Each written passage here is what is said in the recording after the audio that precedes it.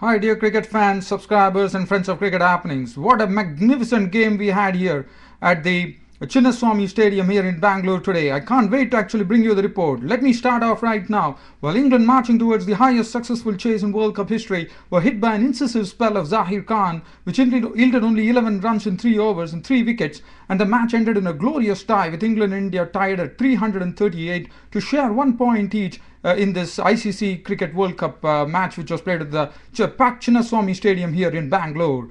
Earlier records were created at plenty on this day, with Indian batting maestro Sachin Tendulkar registering his 47th ODI century in his one-day years, and also made him the cricketer with the most number of centuries in World Cup history. Oh, what a record! England captain and man of the match Andrew Strauss scoring 158, thus becoming the highest scorer for an English batsman in World Cup history, and James Anderson returning the most expensive figures in a World Cup match by leaking 91 runs of 9.5 overs. India won the toss and chose to bat on a perfect batting pitch here in the Chinnaswamy Stadium in Bangalore, and Sehwag, playing flashily in Anderson's first over, gave 3 chances, going past the fielders, and lived dangerously to score 36 of 35 26 balls with 6 fours to be the first victim caught behind of Bresnan.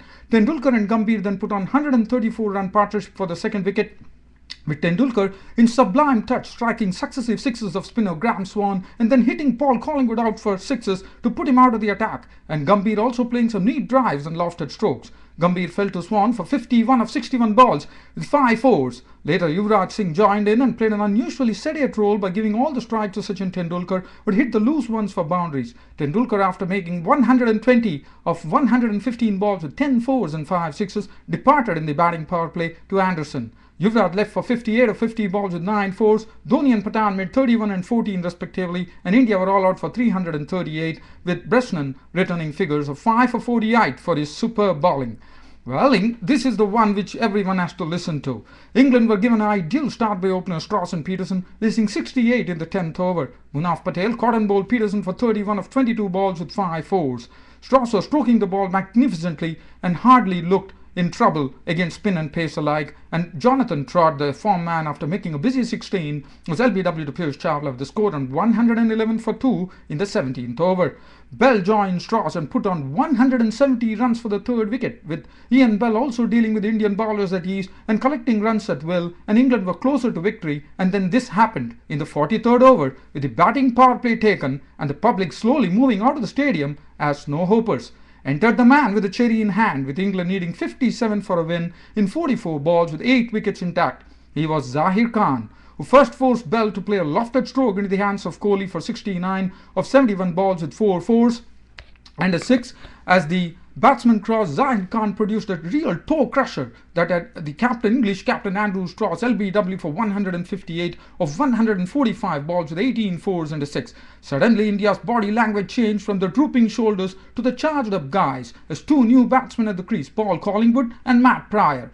281 for 4 soon changed to 285 for 5 as Paul Collingwood lost his stumps to Zahir Khan for 1, and Harbhajan Singh came in and had the scalp of Matt Prior through a mistimed shot taken by Raina for 4. 289 for 6 in the 46th over, and India sensing a victory. Yardi was caught at short fine leg by Sehwag of Patel for 13, and 29 runs needed from the final 2 overs. It looked like going India's way. But the crowds were going wild, but was silenced as 15 runs came of the 49th over, with Graham Swan and Bresnan thumping sixes of Piyush Chawla, but Chawla bowled Bresnan for 14. 14 needed of the last over bowled by Munaf Patel, and Ajmal Shahzad clubbed a 6 and again gave England hope. But in the end, the final ball was bowled by Munaf Patel with 1 to tie and 2 to win, and only a single resulted, and the match which tough dreams are made of ended in a tie. What a match we had here at the Chinnaswamy Stadium in Bangalore.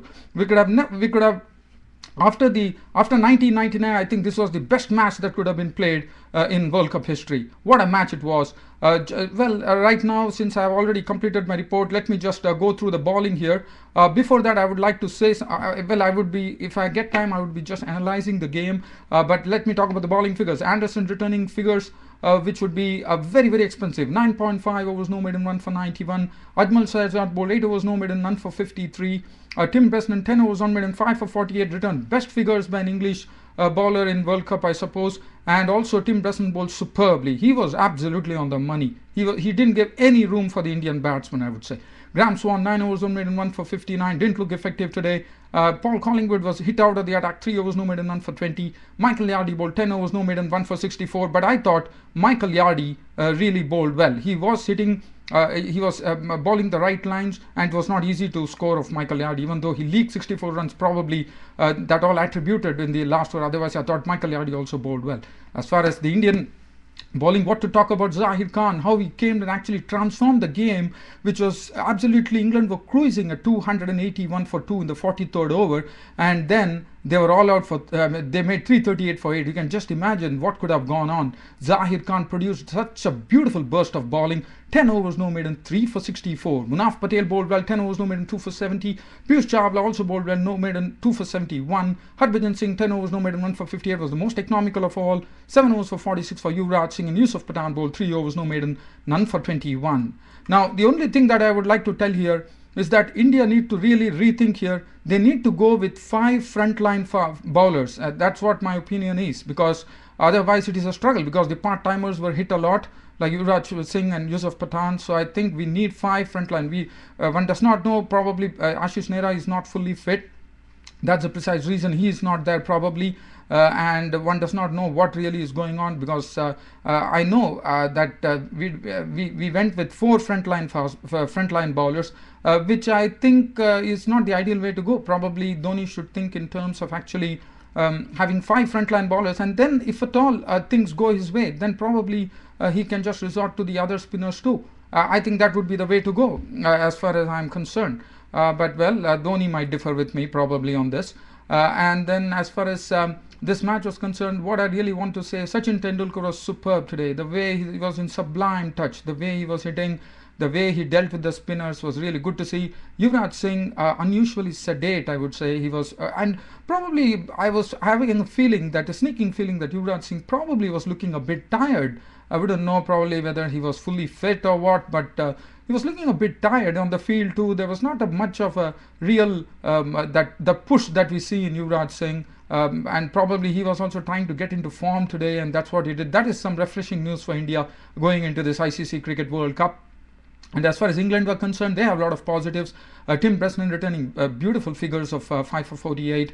Andrew Strauss getting that the best century in World Cup history as far as England were concerned. So there are a lot of things which has turned as positives. And for England, well, it was Ian Bell who played a superb knock of 69. I thought so. And other than that, other than that, there's nothing much to share, dear cricket fans. I could only say that we had a great game of cricket, and as I said, cricket is a great leveler. 281 for 2, nobody would have given India a chance. But India sneaked through that Zahir Khan spell. And this is what cricket is all about, dear cricket fans, subscribers and friends. And also, tomorrow there are going to be 2 games. One is a day game, which is going to be between the Minnows, Canada versus Zimbabwe. That's the first game. It's a day game. And the second game at Delhi, the Firozshah Kotla, that's between Netherlands versus West Indies. So keep an eye on cricket happenings. I'll be back with a match report on both those matches tomorrow. Until then, this is Ram bidding goodbye and good night. Thank you.